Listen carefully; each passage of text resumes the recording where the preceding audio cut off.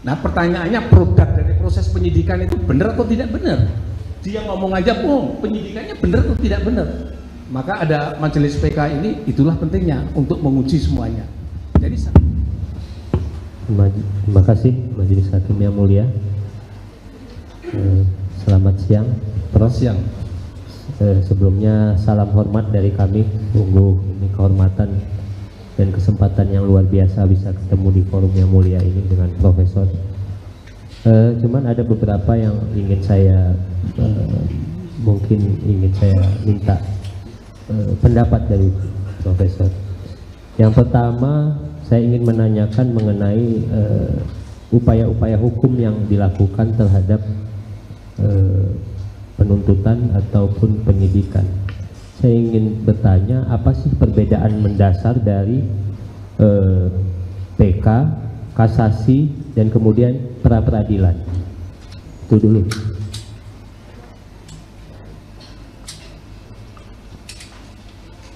Baik, Ali jelaskan. Kalau PK tadi sudah Ali sampaikan alasan mengapa PK. Tadi ada 3 alasan ya. Tadi sudah Ali sampaikan, Ali kutip dari pasal 263 KUHP ya. Kalau itu kasasi, itu kan sesungguhnya juga upaya hukum terkait keberatan terhadap putusan pengadilan bawahnya, baik putusan pengadilan negeri maupun pengadilan tinggi, sehingga dia mengajukan keberatan kasasi. Kalau kasasi itu proses pemeriksaannya hanya terkait dengan masalah iudek juris ya. Karena dia memang kompetensinya adalah iudek juris. Tapi kalau dia bisa membuktikan bahwa ada iudek faksi yang itu salah dan fatal di dalam proses penegakan hukum, maka kasasi bisa dibuka terkait dengan iudek faksi yang apabila itu benar-benar dipertimbangkan dan dia telah melahirkan satu putusan yang salah. Sehingga kalau putusan yang salah, penerapan yang salah dan sebagainya, itulah bisa masuk dalam ruang atau kompetensi kasasi. Sedangkan pra peradilan itu adalah uji yang disebut sebagai pengujian terhadap keabsahan proses pengambilan putusan yang berkenaan dengan penggunaan wewenang oleh penyidik. Yang dulu itu hanya menguji terhadap misalnya saja penentuan ganti rugi dan lain sebagainya. Yang terakhir spektakuler, putusan Mahkamah Konstitusi, walaupun kami perjuangkan berulang kali di ruang pengadilan, ternyata gagal semuanya. Selalu menginduk kepada nggak ada namanya adalah pasal undang-undang yang menguji tentang pra peradilan terhadap penetapan tersangka. Dan alhamdulillah akhirnya pra peradilan dengan putusan Mahkamah Konstitusi, semua pra peradilan itu dinyatakan inkonstitusional apabila dia tidak memasukkan bagian di dalamnya adalah pengujian terhadap penetapan tersangka. Dan sekarang sudah ada namanya penetapan tersangka, itu bisa diperiksa di pra peradilan dengan catatan bahwa kalau hakim menolak, maka hakim itu telah menyelenggarakan peradilan yang inkonstitusional. Jadi istilah bahasanya sebagai syarat konstitusionalitas lembaga peradilan wajib untuk mau memeriksa perkara penetapan seorang sebagai tersangka. Nah, agak beda dengan putusan kasasi tadi. Putusan PK atau pemeriksaan majelis PK itu bisa mencakup semua hal. Selagi dia dalam proses-proses itu di dalam putusan pengadilan itu menunjukkan ada 3 hal tadi. Yang utama adalah terjadi pertentangan antara putusan satu dengan putusan yang lain, yang biasanya itu dimuat di dalam putusan pengadilan satu dan putusan pengadilan yang lain dalam mengadili perkara yang sama. Yang tadi ahli sebut, kalau ada delik penyertaan atau penerapan tindak pidana penyertaan terhadap peserta satu, materinya berbeda dengan peserta 2 dan berbeda dengan peserta 3 yang itu saling bertentangan satu dengan yang lain, atau tidak ada kesesuaian antara putusan satu dengan yang lain, itu juga masuk menjadi ruang peninjauan kembali. Termasuk juga tadi kekhilafan hakim dalam menerapkan hukum, dalam mempertimbangkan yang disebut sebagai alat bukti dan barang bukti atau barang alat bukti dalam proses penegakan hukum, sehingga melahirkan putusan yang dinilai merugikan kepada kepentingan terpidana. Maka oleh sebab itu, itulah namanya PK. Nah, PK lebih komprehensif dibanding dengan kasasi dan dibanding dengan Sampaikan ada kesalahan penetapan tersangka dan lain-lain, itu bisa juga dibawa sebagai novum dalam pengajuan PK. Demikian. baik. Ahli sampaikan, jika kesalahan itu pada saat proses peradilan itu sudah dimasukkan dan dijadikan pertimbangan, dimasukkan dalam proses itu, dan kemudian akan diputus yang berbeda dengan yang sekarang, itu bisa. Jadi parameternya adalah itu kalau dibawa masuk dulu putusannya berbeda dengan sekarang, itu parameternya salah satu diantaranya seperti itu. Jadi kalau itu ternyata memuat kaidah yang menyatakan seperti itu, bahwa kalau dulu dipertimbangkan, hakim akan mengambil keputusan yang berbeda. Ini sambil contoh aja, misalnya, oh ini sebabnya adalah karena dicelurit, oh ini sebabnya karena organ otaknya itu tertimpa sesuatu atau kena benda-benda tumpul dan seterusnya. Jelas itu berbeda satu dengan yang lain. Jadi kalau dulu itu dipastikan ini karena X misalnya begitu, yang nggak ada celurit, nggak ada ini, atau karena sesuatu yang ini gitu, atau karena celurit memang benar karena ini yang benar, itu putusannya akan menjadi berbeda. Maka menurut ahli itu bisa dibawa masuk ke ruang pemeriksaan perkara peninjauan kembali. Demikian. Nah, masih berkaitan dengan itu, bagaimana dengan materi-materi prapit? Apakah kemudian ketika kesalahan penetapan tersangka atau kesalahan dalam prosedur penyidikan, tetapi ketika itu materi keputusan-keputusan yang sudah diambil sebelumnya itu belum teruji apakah salah atau benar, tetapi memang prosedurnya dari awal salah, apakah itu juga termasuk dalam PK? Jadi maksud saya barang yang dibawa sebagai novum itu belum tentu akan merubah ini, tetapi menunjukkan bahwa prosedurnya salah gitu, tapi belum tentu menunjukkan bahwa kasus ini akan menuju ke arah yang berbeda, seperti itu. Sebagaimana ahli sampaikan tadi, fungsi novum itu kalau dipertimbangkan sebelumnya, itu putusannya akan menjadi berbeda dengan putusan yang kondisi sekarang. Kalau putusan itu berbeda dengan kondisi sekarang, berarti bisa dibawa ke sidang PK, bisa. Jadi istilah bahasanya, maka PK itu adalah upaya hukum yang luar biasa. Karena yang salah bukan penyidik, yang salah bukan penuntut, tapi yang salah itu hakim yang memutus perkara itu. Walaupun suplainya itu dari penyidik dan penuntut umum, tetapi adalah pengambil keputusan yang terakhir itu adalah pengadilan. Tapi kalau pengadilan ternyata juga salah juga, maka tadi ahli sampaikan, salahnya apa? Mutus yang saling bertentangan satu dengan yang lain. Yang kedua adalah kekhilafan hakim, tidak mempertimbangkan barang bukti, alat bukti, dan semua bukti-bukti tadi. Akibatnya adalah putusan itu adalah terjadi kekhilafan hakim yang kalau diluruskan itu artinya dibenarkan, diluruskan melalui PK, itu akan mengambil keputusan yang berbeda dari sebelumnya, maka itu bisa dimohonkan pemeriksaan di dalam peninjauan kembali. Jadi istilah tadi ahli sudah sampaikan, kalau materi PK itu lebih komprehensif karena apa? Semua bisa dimohonkan uji dalam proses majelis PK. Maka istilahnya PK, peninjauan kembali, adalah upaya hukum yang luar biasa karena putusan yang sudah menjadi kekuatan hukum yang tetap itu ternyata salah gitu ya, di dalam menerapkan hukum. Nah, atas dasar itulah maka ada namanya lembaga peninjauan kembali.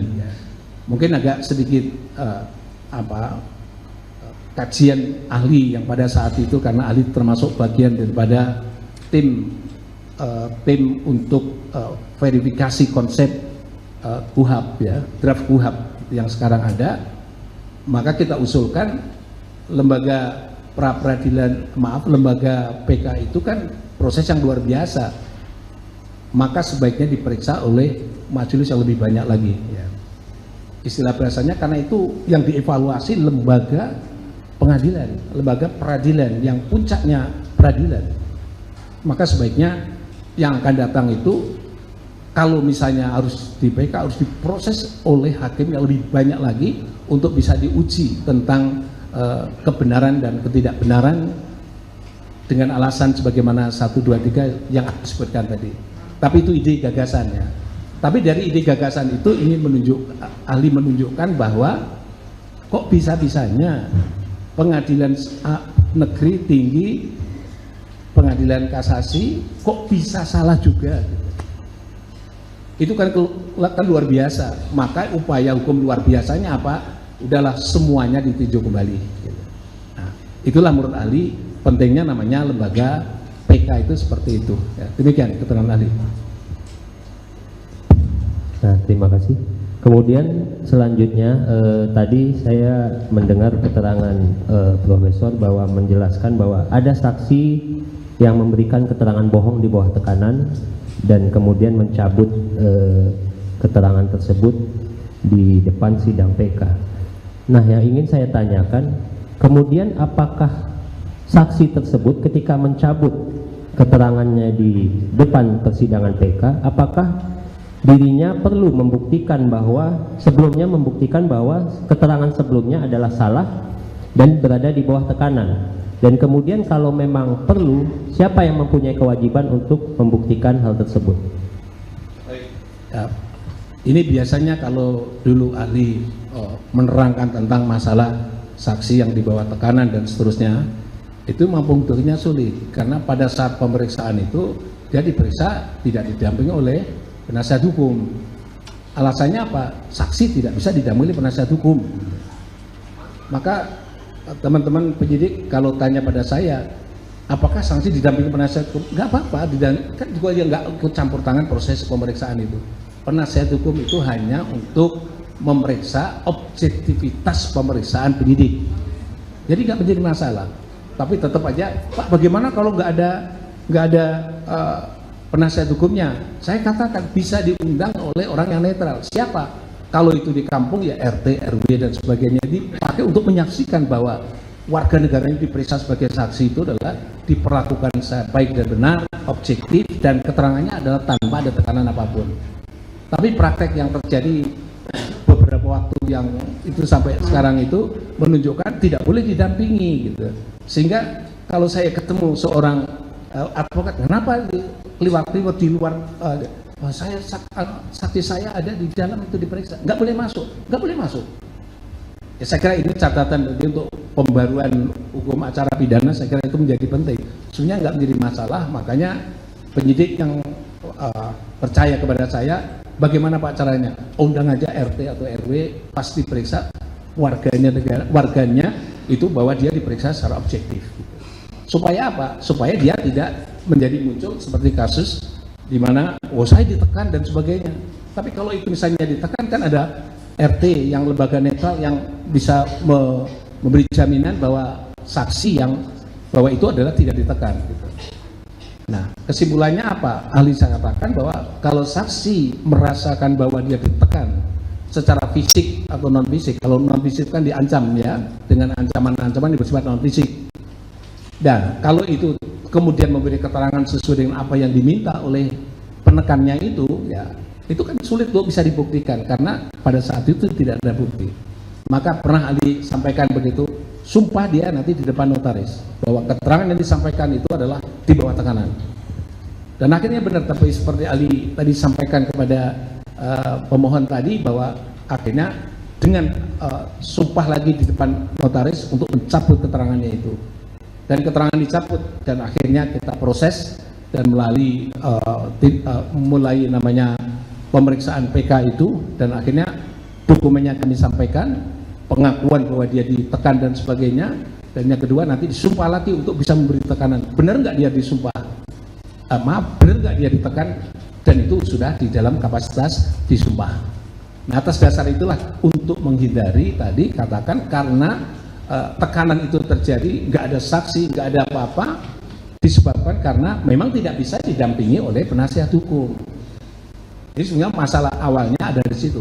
Kalau dia didampingi, bisa didampingi oleh penasihat hukum, barangkali kalimat tadi adalah tidak terjadi bahwa dia dalam intimidasi dan sebagainya. Kalau ahli memang demikian, kalau ahli sering diperiksa tidak dalam konteks intimidasi. Ahli selalu dituliskan di situ, apakah dalam konteks intimidasi dan sebagainya. Tidak ada. saya memberi keterangan saksi berdasarkan keterangan ahli, berdasarkan sumpah yang ahli ucapkan di depan penyidik. Jadi kita nggak mau ditekan juga gitu, kira-kira begitu gambarannya. Nah, atas dasar itulah ahli sampaikan bahwa tadi sebenarnya agak lebih luas, tadi ahli sudah menjelaskan saksi yang mencabut karena alasan ditekan.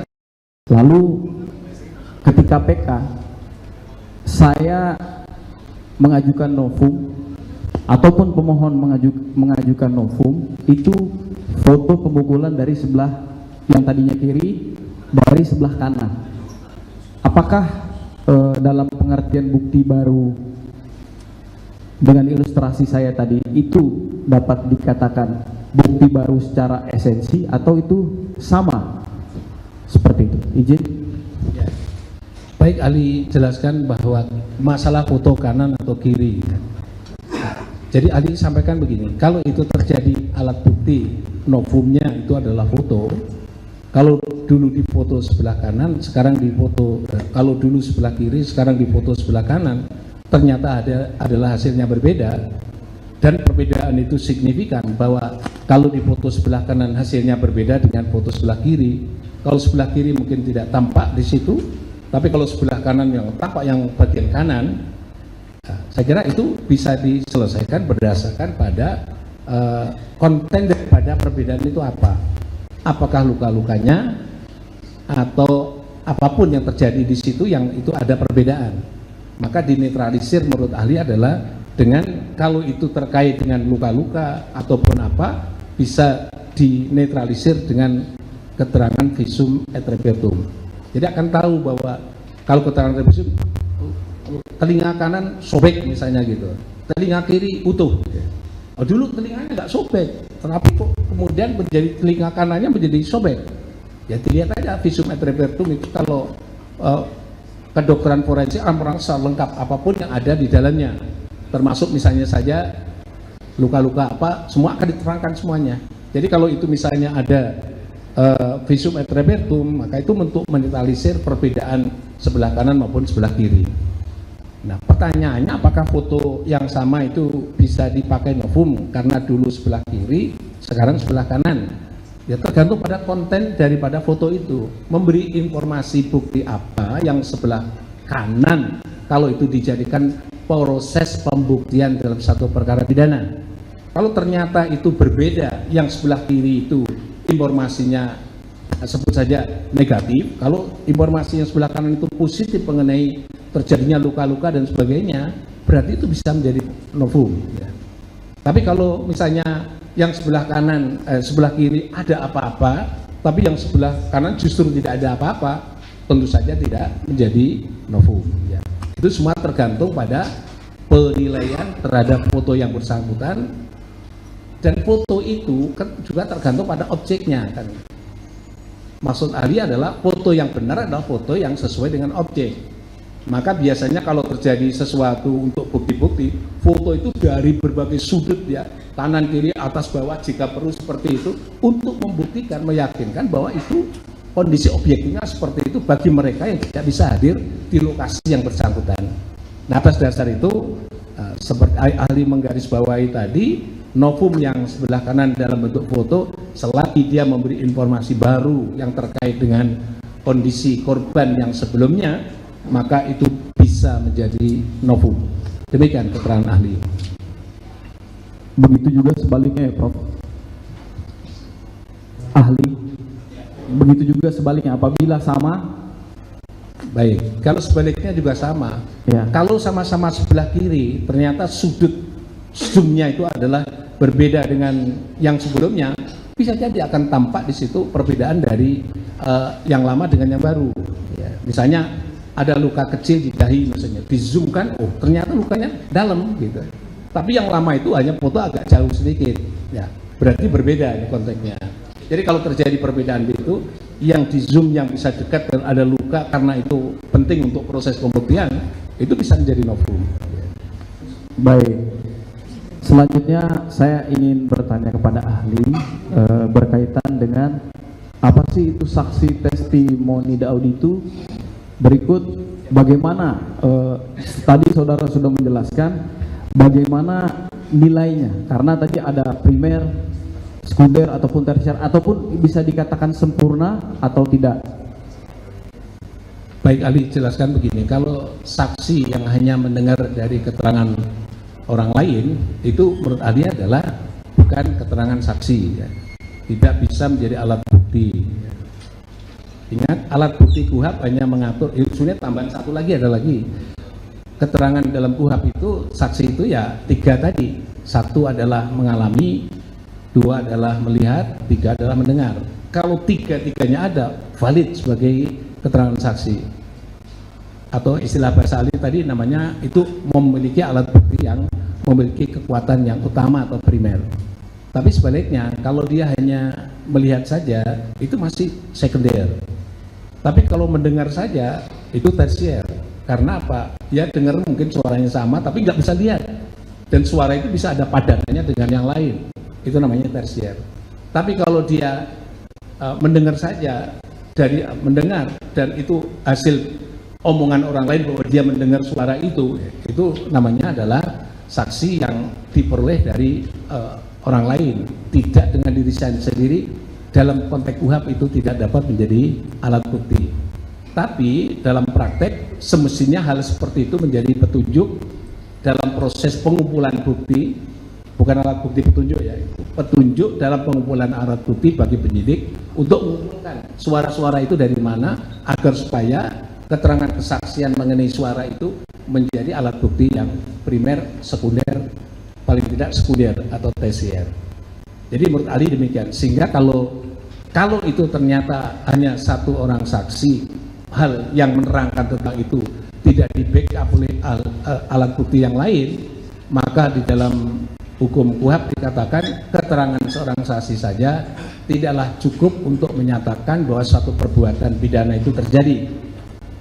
Demikian juga keterangan pengakuan dari seorang terdakwa saja itu tidak bisa, tak ada didukung dengan alat bukti yang lain, itu tidak bisa menghukum seorang terdakwa.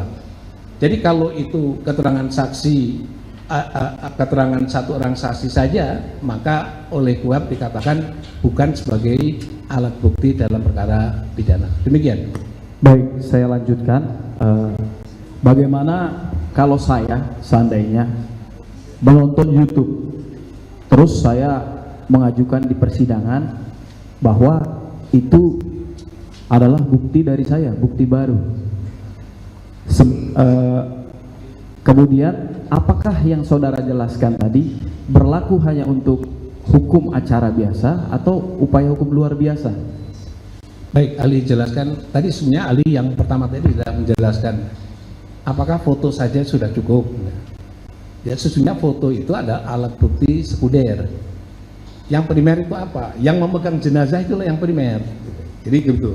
Jadi kalau pemegang jenazah primer, kebetulan ada CCTV-nya, di copy, di foto begitu, ya itu adalah alat bukti bahwa memang benar. Dokter tadi memeriksa dan itu memegang jenazah adalah benar. Maka keterangan yang disampaikan oleh dokter valid. Karena apa? Ada bukti sekundernya, namanya adalah foto.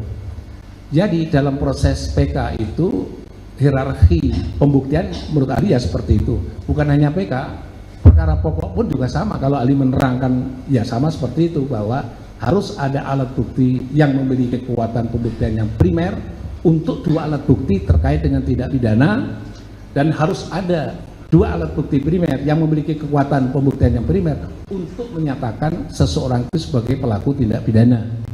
Jadi kalau begitu, kalau hanya orang ngomong bahwa oh, dia melakukan, belum menjadi alat bukti ya. Karena hanya 1 orang yang ngomong seperti itu. Tapi kalau orang ngomong tetap harus dengar, tapi itu sebagai bukti petunjuk bahwa diduga orang itulah yang melakukan tindak pidana, maka dia harus diproses lebih lanjut, ada dukungan bukti sehingga keterangan tadi ada buktinya dan diubah menjadi alat bukti yang primer. Kalau tidak bisa ya berarti berhenti sampai di situ. Kalau bisa berubah menjadi alat bukti yang primer. Jadi Ali pernah membantu pembuktian seperti itu. Ternyata ada orang mabuk. Orang mabuk itu menerangkan semuanya banyak sekali terkait dengan rahasia atau terkait dengan sesuatu hal yang terkait yang dicari oleh penyidik yang bersangkutan. boleh nggak Pak alat bukti pemabuk itu menjadi alat bukti? Oh tidak bisa. Alat bukti ngomongan-omongan pemabuk tadi, catat itu, dan Anda harus nyari buktinya. Ya. Jadi nyari buktinya itulah yang primer. Tapi kalau omongan pemabuk dijadikan bukti, itu tidak bisa. Ya. Tapi itu sebagai bukti pendahuluan untuk mencari alat bukti yang dimaksud itu kalau sudah ketemu maka itu bisa menjadi alat bukti. Saya kira begitu kelengkapan penjelasan ahli. Baik, terima kasih ahli. Kemudian saya lanjutkan lagi, menyambung rekan saya tadi, bahwa tadi ahli juga menjelaskan apabila ada pemaksaan dan lain-lain memang harus dipatahkan ataupun dibalas dengan keterangan, dibuktikan dengan sumpah, salah satunya dengan di notaris tadi. Nah, saya di sini ingin bertanya, konsekuensi apa yang didapat seorang saksi yang dahulunya sudah disumpah berkata A, kemudian suatu hari dia mencabut, dia berkata B, karena dia sudah disumpah, tapi dia belum bisa ataupun tidak bisa membuktikan bahwa keterangan yang sebelumnya itu merupakan keterangan yang salah, padahal dia sudah disumpah, tapi dia sudah menyatakan ini B di waktu yang sekarang, sedangkan waktu disumpah dulu dia mengatakan A. Apa konsekuensinya bagi orang tersebut? Baik, ahli tadi sudah sampaikan ya mengenai hal itu. Kalau dia bisa mengaku bahwa dirinya adalah ditekan oleh aparat penegak hukum, ya, oknum lah sebut saja itu penyidik gitu, sehingga dia memberi keterangan sesuai dengan arahan penyidik. Terus kemudian begitu sidang pengadilan sudah berakhir, keberanian mulai muncul dan kemudian dia mencabut keterangannya. Kalau dia berani mencabut keterangannya dan disumpah juga berani, saya kira itu hal yang tadi ahli sudah sampaikan, itulah yang harus diberi penghargaan. Dia berani melawan seseorang yang memaksa dirinya, sehingga pada saat gilirannya dia harus out dari unsur paksaan itu dan memberi keterangan yang benar dan yang sebenarnya. Izin ahli, mohon maaf saya potong. Apabila dia tidak bisa membuktikan, seperti apa? Apakah ada ancaman pidana atau seperti apa? Ali sudah sampaikan bahwa wakil dari sumpah dia nanti di pengadilan berikutnya itulah pembuktian daripada bahwa dia itu dipaksa atau tidak dipaksa.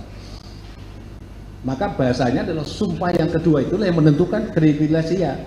Kalau masih yang kedua ternyata memberi keterangan bohong yang terkait dengan A dicabut menjadi B, ternyata dia bohong juga, ya dialah nanti akan mintai pertanggungjawaban pidana karena memberi sumpah palsu, memberi keterangan di bawah sumpah palsu.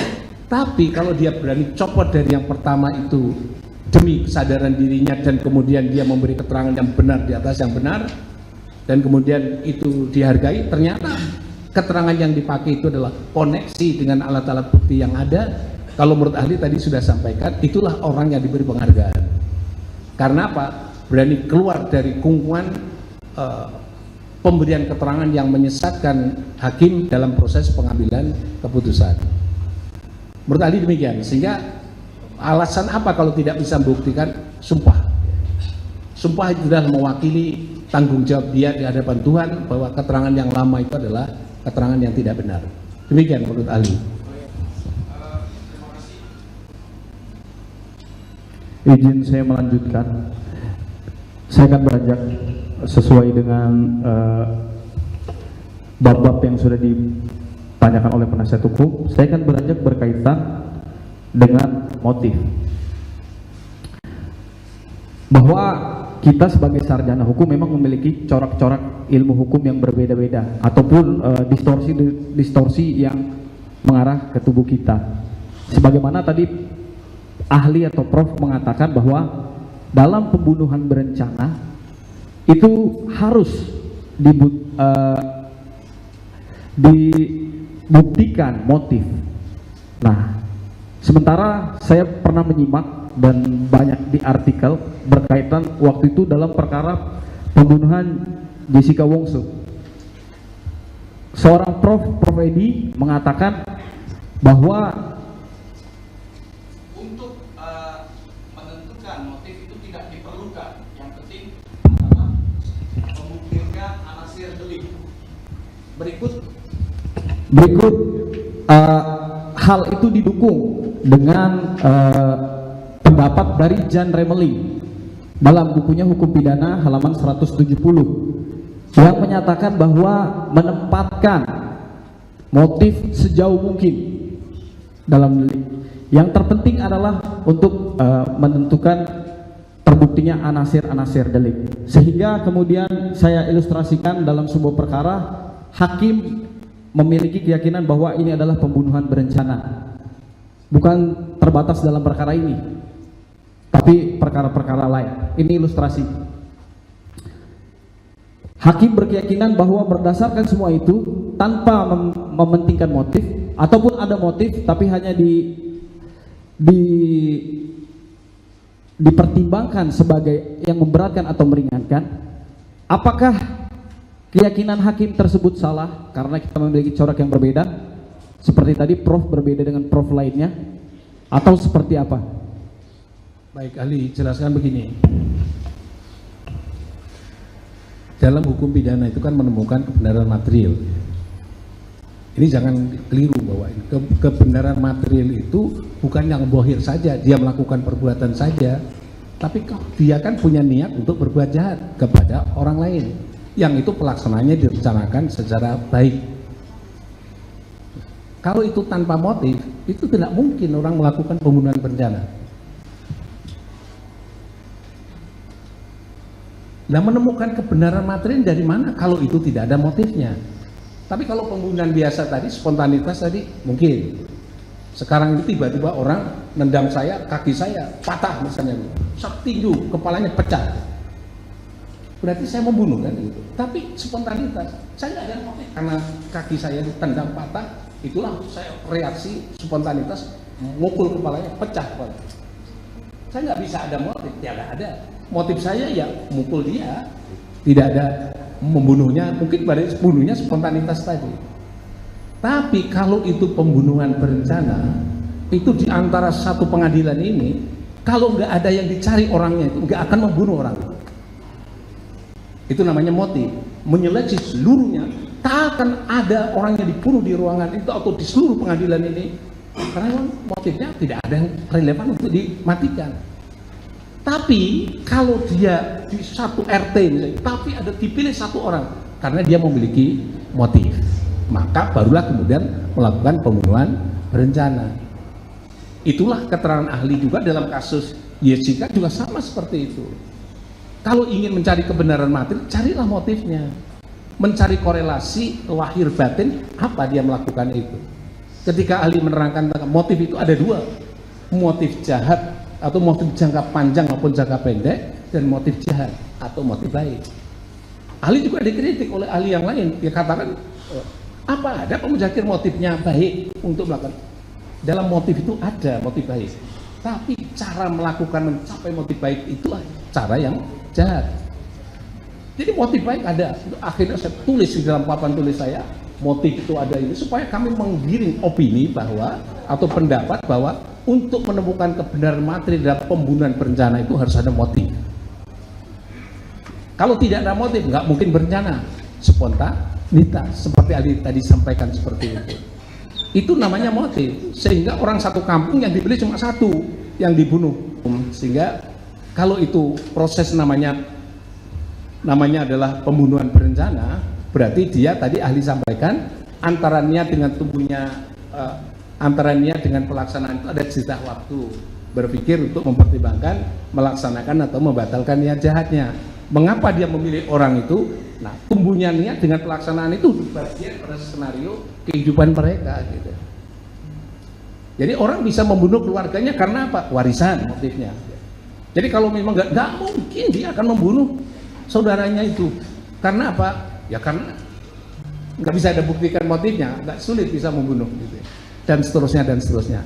Nah, ahli berpendapat dan sampai hari ini berpendapat dalam mengkonstruksi hukum buku ke-1 KUHP pun juga menyampaikan seperti itu, ya, bahwa motif adalah mendasari orang untuk berbuat sesuatu perbuatan. Ya. Memang motif itu bisa baik kalau dilaksanakan baik, baik. Tapi motifnya baik tapi dilaksanakan jahat, ya jahat. Jahatnya itu ya jahat, tapi motifnya adalah baik. Maka ahli selalu membedakan motif dengan perbuatan jahatnya. Demikian keterangan ahli. Baik, terima kasih ahli. Kemudian tadi di pertanyaan saya bahwa terkait motif itu bukannya tidak ada, tapi ada dipertimbangkan sebagai hal yang memberatkan dan yang meringankan. Sedangkan tadi di pasal 340 semua itu sudah unsur-unsurnya sudah terbukti, mulai dari setiap orang atau barang siapa, kemudian dengan rencana terlebih dahulu. Karena begini, mengingat kasus ini atau ilustrasi yang lainnya, si A diajak berkumpul di rumah A ataupun di SMS. Mereka di situ telah bertemu dan terjadi permufakatan bahwa disampaikan kita akan menyerang sebuah kelompok X. Kita akan menyerang. Di situ dalam anasir-anasir kami dan sampai akhirnya voltoid, sampai unsur itu terbukti, itu semua dilakukan. Padahal berdasarkan gradasi-gradasi itu waktu pertemuan sudah dibagi. Nanti kamu yang melakukan pemukulan untuk melumpuhkan, nanti kamu yang menusukkan, dan itu terjadi pertemuan permufakatan, meeting of mind-nya udah ketemu. Nah, di sana seperti yang saudara bilang tadi, si A ini sudah memiliki waktu untuk berpikir bahwa waktu berpikirnya ini sebaiknya saya gunakan atau tidak karena akan terjadi akibat. Nah, kalau ceritanya ataupun ilustrasi seperti itu menyambung dari yang saudara jelaskan tadi seperti apa? Jadi ahli tadi kan masalah pembunuhan berencana itu niatnya membunuh. Jadi kalau niatnya tidak membunuh, nanti bisa risiko kematian dan sebagainya. Itu bukan niat membunuh namanya. Jadi berbeda. Kalau ahli menjelaskannya niat membunuh itu memang membunuh secara berencana. Tapi kalau tiba-tiba, oh itu nanti bisa menimbulkan akibat kematian, itu berarti bukan melakukan niat pembunuhan berencana. Satu. Yang kedua, yang tadi kalau disebutkan seperti itu, kalau itu kasus yang terkait dengan PK ini, tadi sudah diterangkan juga, ternyata hakim menyimpulkannya ada dua. Sebabnya dicelurit, sebabnya adalah kepalanya retak. Bagaimana dia katakan kepala retak itu apa? Konteksnya apa dan seterusnya. Yang satunya adalah dicelurit. Itu sudah nggak sama, dalam konteks itu nggak sama. Celurit dengan itu kan berbeda. Yang celurit itu siapa, yang buat retak kepala itu siapa? Jadi nggak jelas ya. Jadi kalau itu benar terkait masalah perkara ini, bukti yang menunjukkan dalam putusan pengadilan itu untuk kasus yang lain dalam perkara yang di splitting itu, yang satu mengatakan dicelurit, yang satu mengatakan retak, itu dua hal pembukti yang berbeda. Nah, oleh sebab itu kalau dia mengatakan bahwa itu adalah motif pembunuhan berencana, itu agak sulit untuk bisa diterima. Karena apa? Ya, karena perbuatannya tadi bisa kemungkinan terjadi akibat kematian, bisa juga tidak. Kalau namanya perbuatan rencana pembunuhan berencana itu pasti tujuannya satu, matikan orang. Demikian keterangan ahli.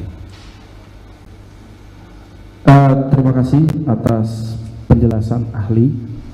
Selanjutnya dari sana saya akan bertanya berkaitan dengan DPO, bahwa di tahun 2016 terbitlah ada atas nama 4 DPO. Ini ilustrasi cerita. Ada 4 DPO, kemudian DPO itu belum ditangkap sampai putus sebuah perkara dan menjadi pertimbangan maupun putusan hakim.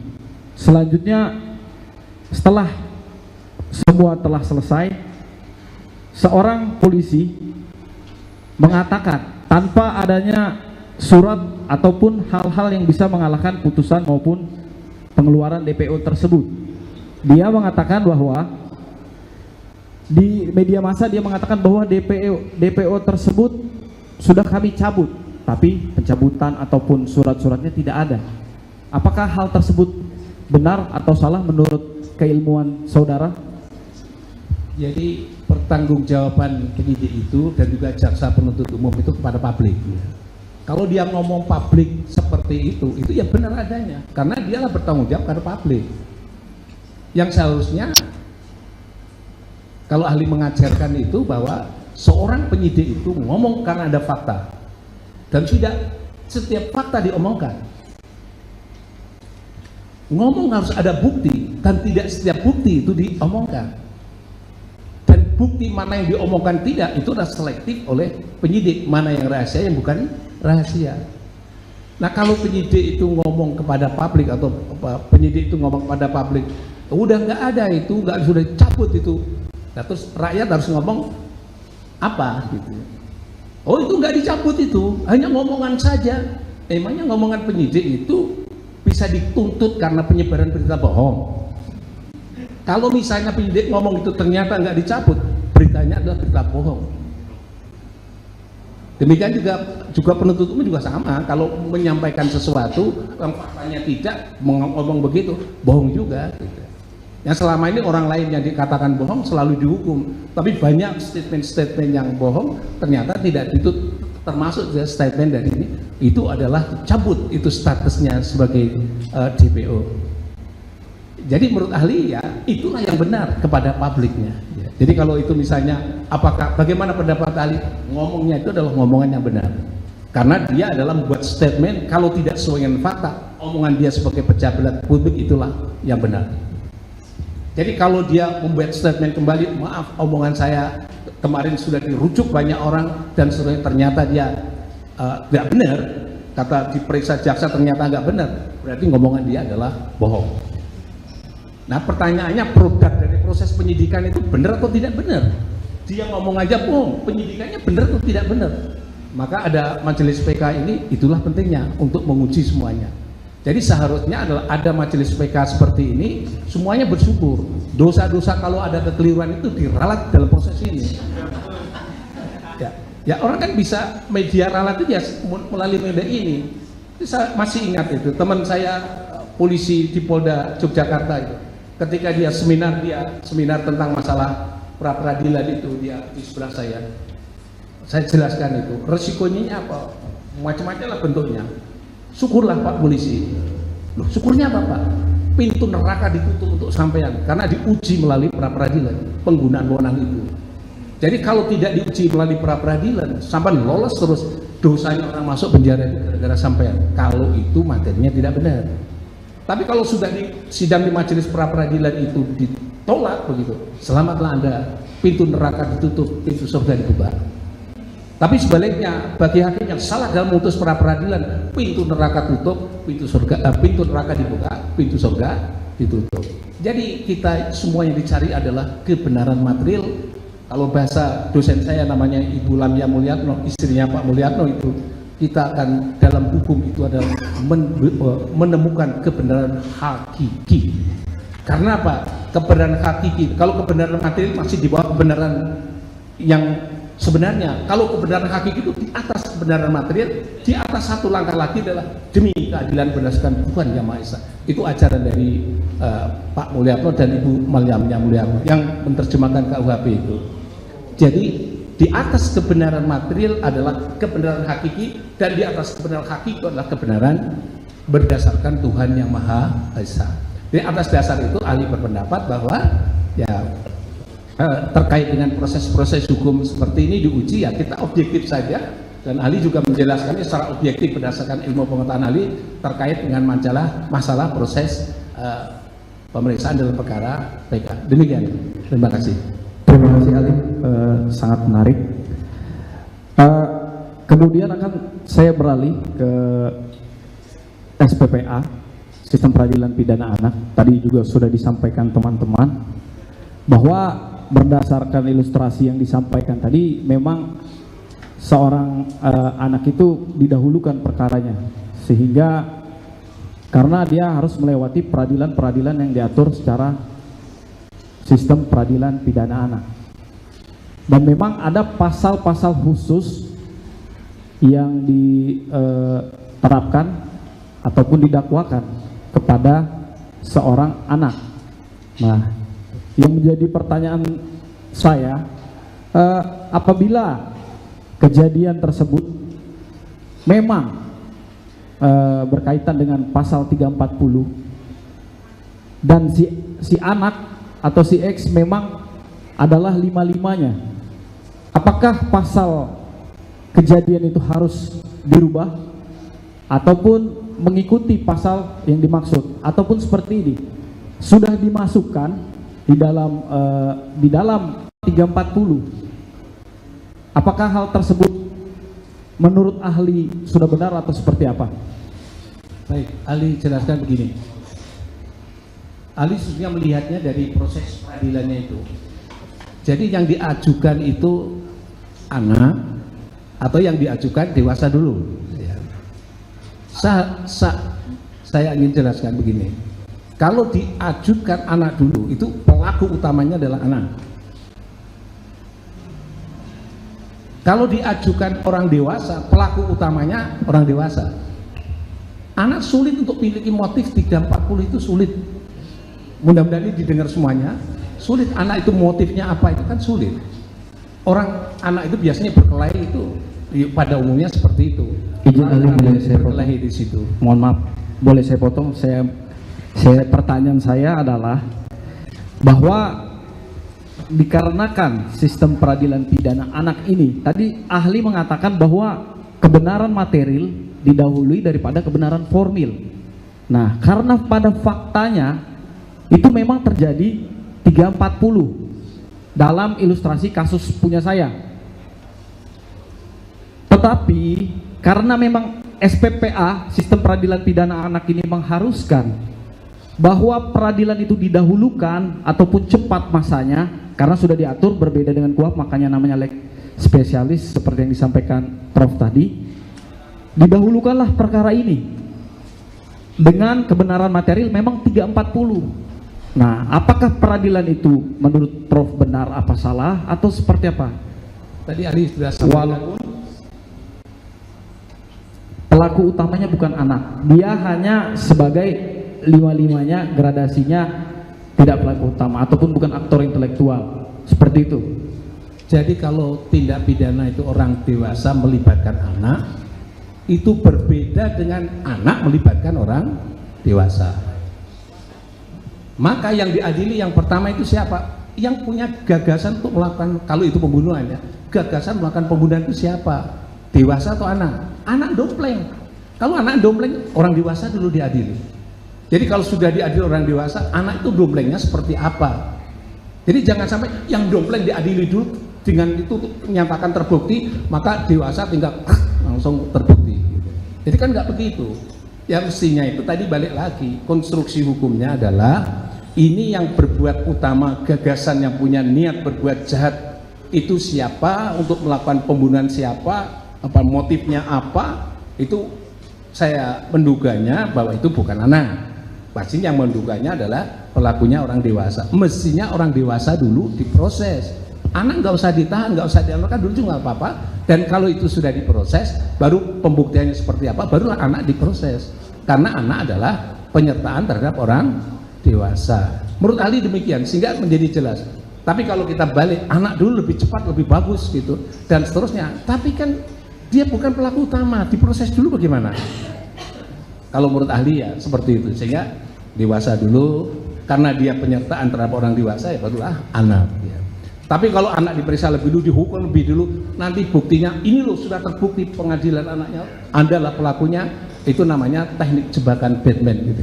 Kira-kira begitu.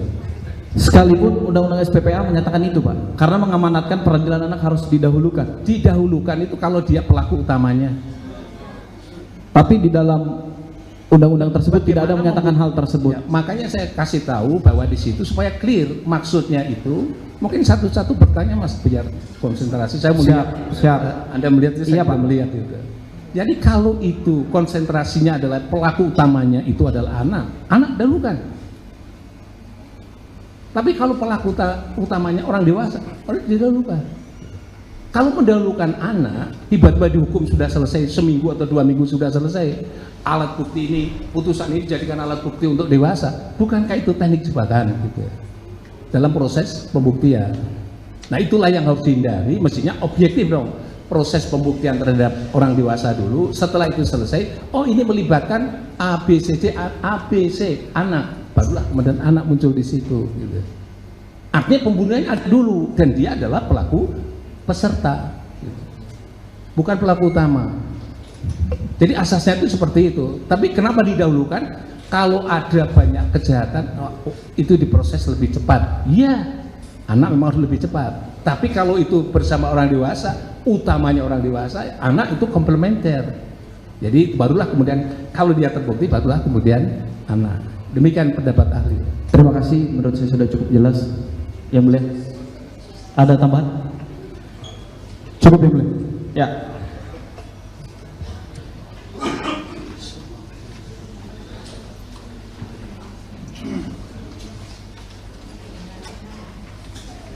Cukup ya dari kuasa pemohon dan kuasa dan termohon ya, sudah cukup semua. Setelah ahli ini sudah tidak ada lagi kan? Sudah ya, sudah selesai berarti kita ya. Ya, sebelum ahli meninggalkan ruang sidang, terima kasih untuk keterangannya ahli ini. Baik, terima kasih Yang Mulia. Karena ahli sudah memberi keterangan secara lisan cukup panjang dan cukup lebar, maka ahli sebenarnya lengkapi dengan tulisan ahli terkait masalah PK. Ya, jadi secara general sebagai sebuah teori atau paling tidak doktrin hukum terkait masalah PK akan saya serahkan kepada Yang Mulia. Dan terima kasih, mohon maaf kalau ada kekurangan kekhilafahnya.